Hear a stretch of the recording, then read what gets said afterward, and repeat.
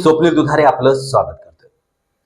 तूर हे कोरडवाहू शेतकऱ्यांचे पीक आहे। हे पीक कर्नाटक, महाराष्ट्र, मध्य प्रदेश आणि तेलंगणा, आंध्र प्रदेश याच्या काही भागामध्ये तुरीचं पीक मोठ्या प्रमाणात घेतलं जातं। साधारणतः देशभरात 40 लाख हेक्टरवरती तुरीचं पीक घेतलं जातं।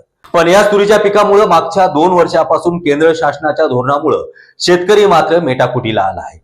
या पलीकडे जर पाहिलं तर केवळ मराठवाड्यात 2024 मध्ये शेतमालाला बाजारभाव न मिळाल्यामुळे जवळपास 822 शेतकऱ्यांनी आपलं आयुष्य संपवलं आणि त्यासाठी केंद्र शासनाचे धोरण जबाबदार असल्याचं शेतकऱ्यांमधून बोललं जातं। एकीकडे शुल्कमुक्त आयात आणि दुसरीकडे हमीभावापेक्षा कमी दरामुळे शेतकऱ्यांचे मात्र कोंडी झाली आहे। एकीकडे केंद्र सरकार कडधान्य उत्पादन वाढवण्यासाठी आणि कडधान्यावरती आत्मनिर्भर होण्यासाठी दवंडी पिटत आहे, तर दुसरीकडे मात्र शेतकरी द्विधा परिस्थितीमध्ये सापडला आहे।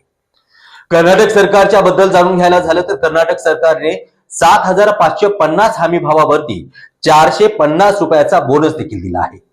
शेतकऱ्यांच्या आत्महत्या थांबवण्यासाठी केंद्र सरकारने तुरीच्या आयातीवरती करकचून लगाम लावायला पाहिजे, त्याचबरोबर तुरीच्या हमीभावासह बोनस देखील द्यावा अशी मागणी देखील अखिल भारतीय किसान सभेने केली आहे। त्याचबरोबर शेतकरी विरुद्ध सरकारच्या धोरणाचा निषेध करण्यासाठी प्रमुख तूर उत्पादक जिल्ह्यातील शेतकऱ्यांनी बाजार समिती समोर रास्ता रोको आंदोलन करावा असं आवाहन देखील शेतकऱ्यांना अखिल भारतीय किसान सभेने केलं आहे।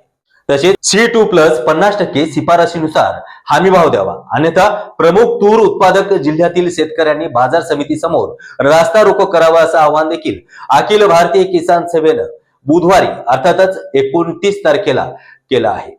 केंद्र सरकारने शुल्कमुक्त तूर आयातीसाठी 31 मार्च 2026 पर्यंतची मुदत दिली आहे। त्यामुळे किसान सभेचे अध्यक्ष राजन क्षीरसागर यांनी आक्रमक पवित्रा घेत केंद्र सरकारला इशारा दिला आहे। आता या अखिल भारतीय किसान सभेला शेतकरी साथ देतील का हे पाहणं गरजेचं आहे।